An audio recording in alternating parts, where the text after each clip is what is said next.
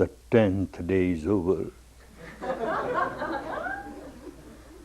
And tomorrow morning by 7:30 or 8, we will come to the conclusion of this 10-day Dhamma seminar. So this evening, let us review what you practice during these 10 days, what you have practiced, so that any aspect of the technique, if it is not clear, it will become clear. If it is clear, it will become clearer. So let us review what you did. Of course, the technique is very deep. In 10 days, you have taken just a few steps on the path, and the path is very long path. We won't discuss the deeper aspects of the technique because according to the tradition, the theory and the practice should go together. As much as you practice, that much theory you must understand. As much theory you understand, that much you practice. So whatever you practice for 10 days, let us review what you did. Coming to the course, first thing that you did was that you took refuge in triple gem. Triple gem. That means gem in Buddha, gem in Dhamma, gem in Sangha. And gem means very valuable qualities. The quality of Buddha, not in the person of Buddha, quality of Buddha, quality of Dhamma, quality of Sangha. This tradition of taking refuge in triple gem has unfortunately turned into converting people from one organized religion to another organized religion. Buddha was not interested in this. Anybody who becomes really liberated, really enlightened, has nothing to do with these conversions. What will anybody get by converting people from one religion to another religion?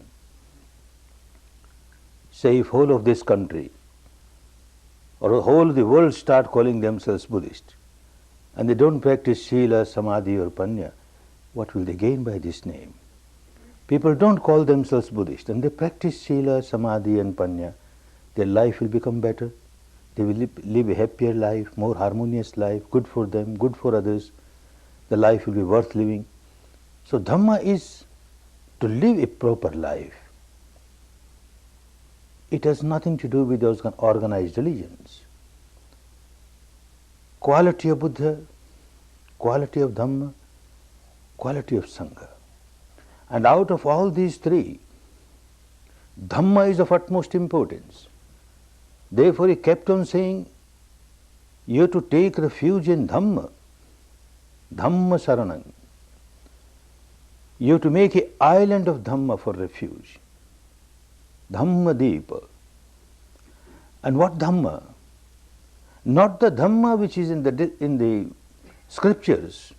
No. Not the Dhamma that you hear from your teacher or you hear from Buddha, an enlightened person. Not that Dhamma. The Dhamma that you practice yourself, that is Dhamma for you.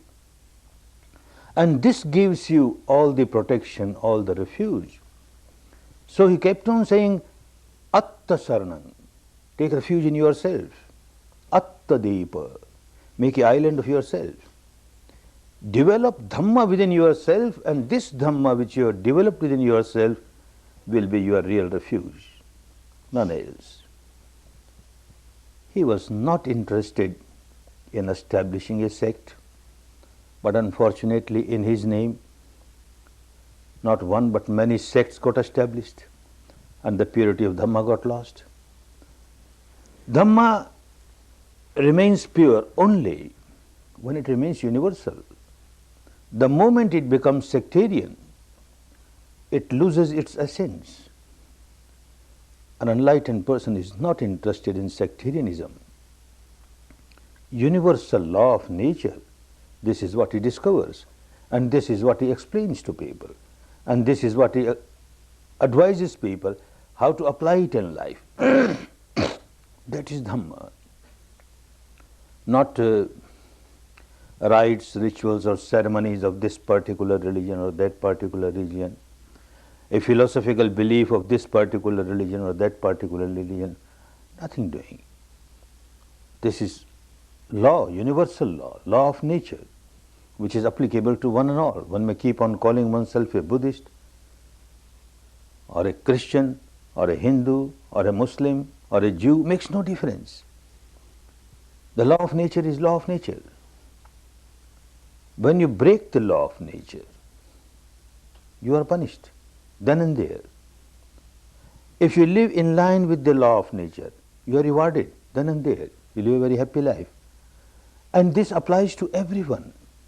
This is what a Buddha discovers.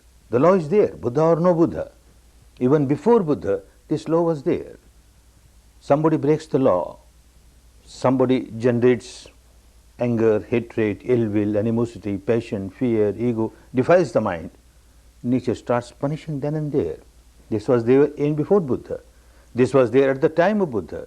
This is there after Buddha. It will continue to be there. And that is why he said, Esa Dhammo Sanantano. This is Sanatan, that means eternal. This is always there, a Buddha or no Buddha. And one who comes out these defilements, nature starts rewarding. One starts living a liberated life, a happy life, harmonious life, good for oneself, good for others. This was so even before Buddha. This was so at the time of Buddha. This is so even after Buddha. Makes no difference. A Buddha discovers this law and applies it in his own life and becomes liberated. And then out of compassion starts distributing to others, distributing to others. It always remains universal. It has to remain universal, otherwise it will lose its efficacy. A Buddha is not interested in sect. Many a times you find him talking to people, he says, I am not interested in making you my disciple. I am not interested in. I am not interested in breaking you from your old gurus. I am not interested in that. You have got certain aims of your life. If one has become a recluse, a monk or a nun, or even a householder, has some aim of the life, to get liberated from the impurities of the mind. I am here to help you in that. I have got a technique which I will teach you, and practicing which you can come out of the fetters and bondages of these impurities. That's all. I am only interested in that. So very much detached. At the time when he was passing away, he says, I am not depending on the Sangha. I am not depending on these people, the congregation of the monks, the saintly people. I am not depending on them. And they are not depending on me. Each individual is depending on oneself, is depending on Dhamma. There is no sectarianism involved. Dhamma is universal and Dhamma is involved. This is what you practiced here. A Buddha is Buddha only when he is fully established in Dhamma. If there is no Dhamma, this person may keep on calling oneself, I am a Buddha, I am a Buddha. Not Buddha, nothing to do with Buddha. A Sangha is Sangha, a saintly person is saintly person if he is established in Dhamma. Otherwise, it's not a Sangha. This has to be remembered very well, that when we take refuge in Triple Gem, we take refuge actually in Dhamma and try to develop Dhamma within ourselves, understanding fully well the Dhamma that I develop within myself. This Dhamma alone can give me all the security, can give me all the refuge, can give me all the protection, will help me. Nothing else can help me. This understanding is there, and with this understanding one takes refuge in Buddha, Dhamma, Sangha, the gem in them, the quality in them. But at the same time, one point should be very clear. Anyone who is walking on the path of Dhamma, that means purification of the mind, there are many yardsticks to measure whether this person is really progressing on the path of Dhamma or not. One yardstick. Two qualities start developing in this person. Very essential. If these two qualities are not developing, then understand this fellow is only playing some intellectual game or emotional game or devotional game. He has nothing to do with Dhamma. He is not practicing Dhamma. What two qualities? One quality, a feeling to serve others without expecting anything in return. Out of question to expect any kind of material gain, totally out of question. But even to expect some name or some fame or some position, some power, some status, oh no, then one has not understood Dhamma. Just to give, just to share what one has experienced, one has got so much benefit from Dhamma, one feels like serving others, distributing it to others. Is this quality coming or not? If this quality is not developing, then there is something wrong. This person is still self-centered. Even he talks of liberation, she talks of liberation, one's own liberation. What I have got to do with others? Then the purification has not started. Still ego-centered life, self-centered life. The ego, when it starts dissolving, one starts feeling about others. How can I help others? How more and more people can get Dhamma? This is one quality, to serve people in Dhamma without expecting anything in return. Second quality, to develop a feeling of gratitude. Very important. Even if one gets a small little material thing from somebody, a feeling of gratitude should arise. To get Dhamma, although you are not taking refuge in Buddha as a person, but you get Dhamma from Buddha, a Dhamma which gave you the path for liberation, which has benefited you, and you don't have even a trace of a feeling of gratitude towards the person of Buddha, then no, you are not developing. To become Buddha is not easy.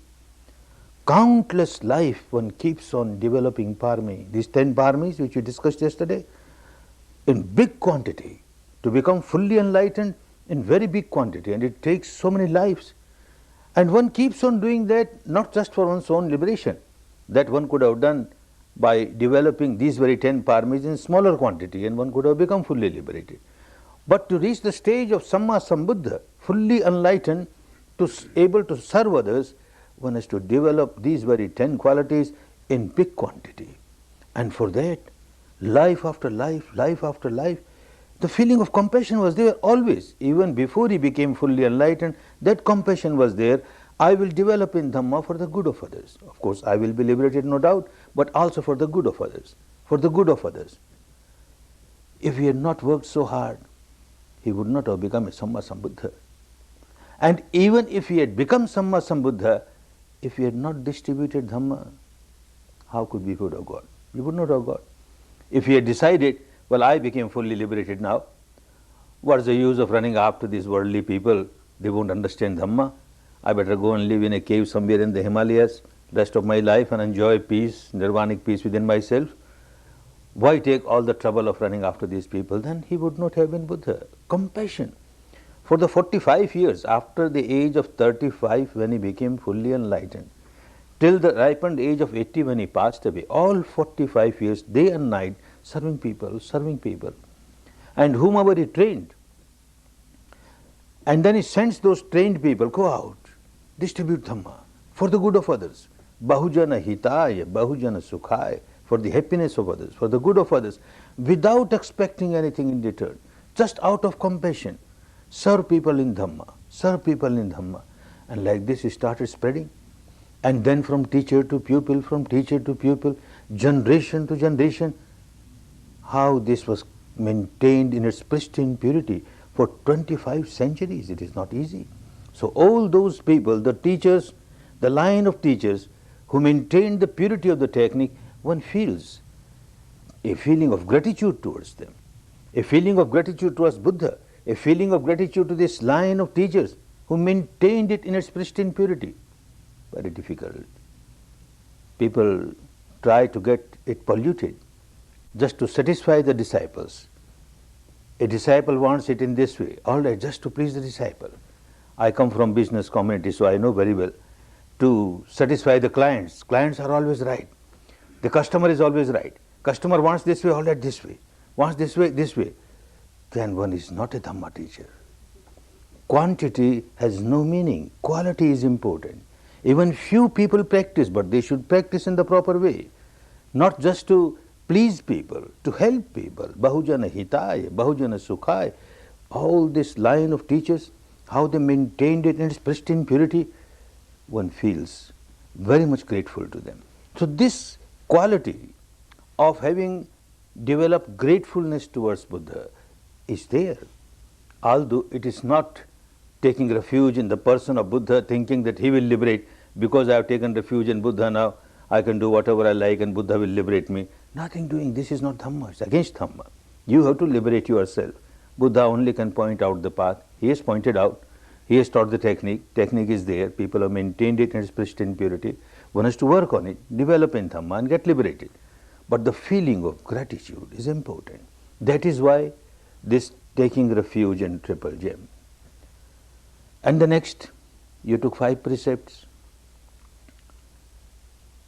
Understand all these 5 precepts. They are parts and parcels of this technique of meditation. There are many techniques. Even 25 centuries back, at the time of Buddha, there were so many techniques of meditation. There were so many teachers. 6 of them were very renowned teachers of those days. Out of those 6 renowned teachers, only one, besides Buddha, used to give importance to sila, morality.